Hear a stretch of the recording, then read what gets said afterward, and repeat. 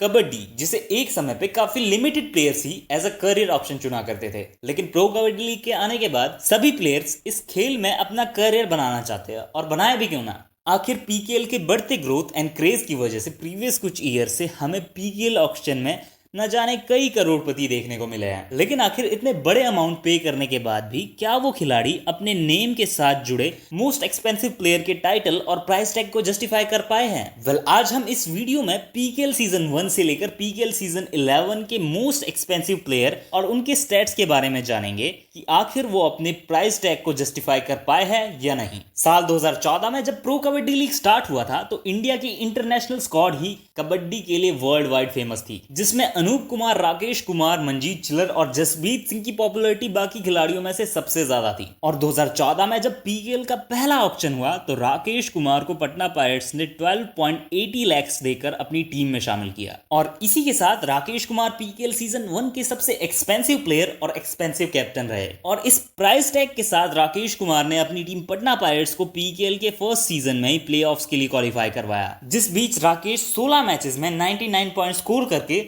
अपने price tag पर खरे साबित हुए। पटना पायरेट्स की तरह सीजन 2 में ये कारनामा किया था तेलुगु टाइटंस ने, जहां एशियन गेम्स 2014 में हादी उस्तरो की परफॉर्मेंस से इंप्रेस तेलुगु टाइटंस की टीम मैनेजमेंट ने हादी को 12.1 लाख देकर अपनी टीम में शामिल किया। लेकिन सीजन 2 में हादी 4 मैचेस में सिर्फ 7 पॉइंट्स ही स्कोर कर पाए, और इसी के साथ हादी सीजन 2 के मोस्ट एक्सपेंसिव प्लेयर के साथ मोस्ट फ्लॉप प्लेयर भी रहे। इसके बाद पीकेएल सीजन 3 में प्लेयर ऑक्शन की जगह ड्राफ्टिंग स्टाइल से प्लेयर्स चूज किए गए थे, जो कि आपने WWE में या पीएसएल में जरूर देखा होगा। लेकिन अगर पीकेएल सीजन 3 में प्लेयर ऑक्शन होता तो पीकेएल सीजन 3 के मोस्ट एक्सपेंसिव प्लेयर कौन होते? कमेंट पे अपनी राय जरूर बताइएगा। Now let's move to PKL season 4, जहां पीकेएल सीजन 4 के सबसे महंगे खिलाड़ी रहे मोहित चिल्लर। प्रीवियस सीजन में युमुम्बा की ओर से खेलते हुए मोहित ने 13 मैचेस में 46 पॉइंट स्कोर किए थे, और इसी परफॉर्मेंस को देखकर बेंगलुरु बुल्स ने पीकेएल सीजन 4 प्लेयर ऑक्शन में मोहित चिल्लर को 53 लाख देकर अपनी टीम में शामिल किया, जहां सीजन 4 में मोहित ने 14 मैचेस में 50 पॉइंट स्कोर करके अपने करियर की सबसे बेस्ट परफॉर्मेंस दी।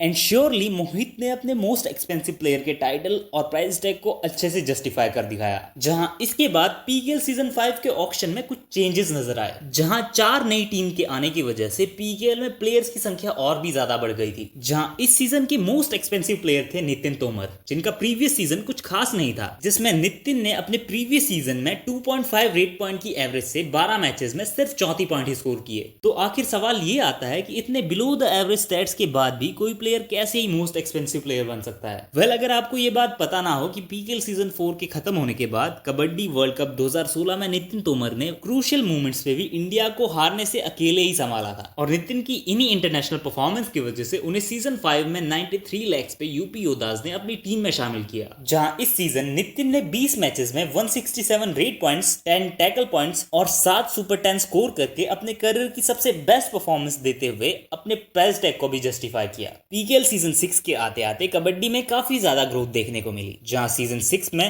पहली बार प्राइस बेट्स करोड़ों के अमाउंट्स पे लगाई गई, और इस सीजन के मोस्ट एक्सपेंसिव प्लेयर रहे मोनू गोयत। मोनू गोयत ने सीजन 5 में पटना पायरेट्स की ओर से खेलते हुए 206 पॉइंट स्कोर किए थे, जिसमें 9 सुपर 10 भी शामिल थे। और इन्हीं स्टैट्स से इंप्रेस्ड हरियाणा स्टीलर्स ने सीजन 6 में मोनू गोयत को 1.51 करोड़ का बड़ा अमाउंट देकर अपनी टीम में शामिल किया, और इसी के साथ मोनू पीकेएल हिस्ट्री के पहले करोड़पति बने, जहां सीजन 6 पे मोनू ने 164 पॉइंट्स के साथ 10 सुपर 10 को भी अंजाम दिया। एंड मेरे अकॉर्डिंग ये स्टैट्स प्राइस के अकॉर्डिंग एक एवरेज स्टैट्स थे, बट फिर भी उन्होंने मोस्ट एक्सपेंसिव प्लेयर के टाइटल को ऑलमोस्ट सही साबित किया। And now let's move to the next season, जहां पीकेएल सीजन 7 के मोस्ट एक्सपेंसिव प्लेयर रहे सिद्धार्थ देसाई, जिन्होंने पीकेएल सीजन 6 में युमुम्बा से अपना पीकेएल डेब्यू करते हुए पीकेएल के one of the best debut को अंजाम दिया था। सीजन 6 पे 21 मैचेस में 221 पॉइंट स्कोर करके पीकेएल सीजन 7 के ऑक्शन में तेलुगु टाइटंस से 1.45 करोड़ की हाईएस्ट बिड लगाकर सिद्धार्थ देसाई को अपनी टीम में शामिल किया,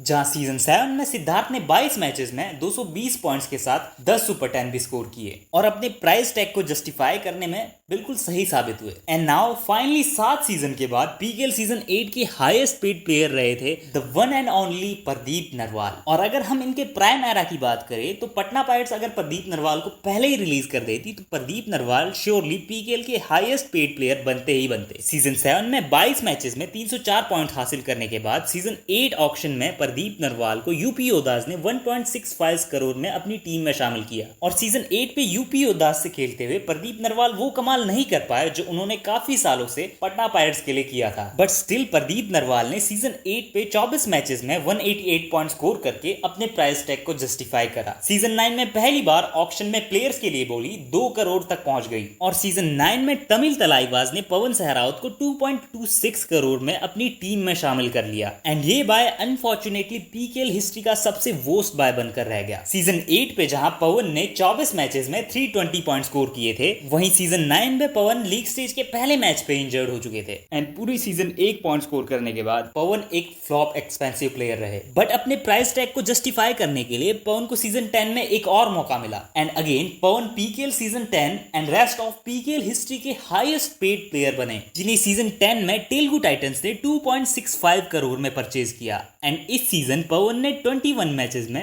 270 पॉइंट स्कोर करके साबित किया कि क्यों पवन एक एक्सपेंसिव प्लेयर है। लिटरली इंजर्ड होने के बाद अगले सीजन में ऐसा comeback that was crazy. List पे नेक्स्ट सीजन की ओर बढ़ते हैं तो पीकेएल सीजन 11 के हाईएस्ट पेड प्लेयर थे सचिन तंवर, जिन्हें तमिल तलाईबाज ने 2.15 करोड़ पे अपनी टीम में शामिल किया था। जहां सीजन 10 में पटना पायरेट्स की ओर से खेलकर सचिन ने 22 मैचेस में 184 पॉइंट स्कोर किए थे। वहीं सीजन 11 में सचिन ने 17 मैचेस में सिर्फ 90 पॉइंट स्कोर किए। वी नो कि उनकी इस एवरेज परफॉर्मेंस का मेजर रीजन उनकी इंजरी थी, बट स्टिल वो अपने ऊपर लगे मोस्ट एक्सपेंसिव प्लेयर के टाइटल को प्रूफ नहीं कर पाए। खैर पीकेएल सीजन 12 के मोस्ट एक्सपेंसिव प्लेयर अपने प्राइस टैग को जस्टिफाई कर पाएंगे या फ्लॉप ही रहेंगे, वेल जानने के लिए जुड़े रहे हमारे यूट्यूब चैनल पे। So this was it. Video अच्छी लगी तो वीडियो पे एक लाइक और कमेंट जरूर कीजिएगा and make sure to subscribe our YouTube channel. Thanks for watching.